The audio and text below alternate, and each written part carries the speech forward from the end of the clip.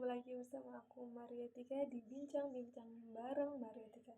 Di 3 menit atau 4 menit ke depan kita akan bahas topik yang sering ditanyain, yaitu pentingnya regulasi emosi. Biasanya teman-teman, menurut aku dan berdasarkan ahli juga ya, regulasi emosi itu penting banget buat semua orang, dari semua kalangan, dari bahkan kita ya, dari kecil itu seharusnya diajarkan regulasi emosi sama orang tua. Karena kalau kita nggak diajarin regulasi emosi yang baik sama orang tua kita di zaman kita masih kecil, itu akan berdampak ke kita yang dewasa. Regulasi emosi itu mengaruhi banyak aspek di kehidupan kita, mulai dari pengambilan keputusan, relationship, kemudian mental, kemudian juga sosial, pekerjaan. Regulasi emosi itu berpengaruh banget ke semua aspek kehidupan kita. Di sini mungkin buat teman-teman yang mungkin gak seberuntung itu waktu kecilnya diajarin orang tua regulasi emosi, aku mau bilang gak apa-apa, kita bisa belajar di saat ini. Mulai hari ini kita bisa mulai belajar regulasi emosi saat ini. Gak ada kata terlambat, oke? Jadi mulai sekarang aku mau ngasih tips langsung praktisnya aja yang bisa dipraktikin. Pertama adalah kalian coba cari satu hal yang paling kalian suka. Coba pikirin, apakah nonton drakor, atau makan, atau melukis, atau main musik gitu. Kalau kalian udah ketemu, itu bisa namanya sama disebut dengan istilah coping stress. Bahasa sebenarnya adalah itu adalah cara kita menyalurkan emosi kita agar tidak terlalu terpendam. Nah, di sini tapi nggak teman-teman, segala sesuatu yang berlebihan itu tidak baik, oke? Misalnya contohnya makan, kita stres dan kita ngerasa makan itu bisa menyalurkan emosi kita, stres kita, bagus.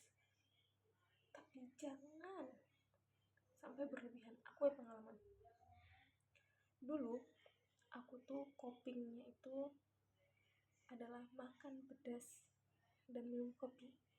Aku tidak peduli kesehatan aku hanya ngerasa setiap aku ada masalah, aku perlu untuk makan pedas dan minum kopi. Aku merasa semua bebanku tersalurkan di situ. Awalnya nggak ada masalah, tapi karena itu aku berlangsung lama dan aku tidak bisa mengontrolnya secara di batas yang normal, itu menjadi berlebihan dan aku akhirnya pernah dirawat di rumah sakit karena akunya punya masalah mental waktu itu, kecemasan, ditambah lagi aku juga punya GERD, dipicu lagi dengan minum kopi dan makan pedas. Wah, complicated. Kita dirawat di rumah sakit beberapa hari. Itu karena stres. Dari stres, aku nggak pandai meregulasi emosi aku nggak pandai pilih regulasi emosi yang baik, aku nggak pandai pilih strategi coping atau menyalurkan stres aku dengan cara yang sehat. Akhirnya aku malah makin jatuh, yaitu aku ke rumah sakit. Aku harus dirawat di rumah sakit gitu. Ini dengan sekarang aku belajar untuk mencari hobi baru. Oh, ternyata aku suka nih lukis gitu. Itu mahal-mahal, ada banyak kok yang bisa menggambar dulu di kertas. Kalau nggak pandai, kita bisa pakai, kalian tahu kertas karbon buat ciplak itu, ada banyak cara gitu. Atau mungkin misalnya main musik, atau mungkin misalnya nulis saja. Nah, nih tips terakhir dari aku adalah latihan pernapasan. Oke, ini udah menit terakhir. Aku akan jelasin tips kedua adalah latihan pernapasan. Saat kalian udah mulai stres, udah mulai sedih, udah mulai marah, coba tuh nafas. Satu, tarikan nafas.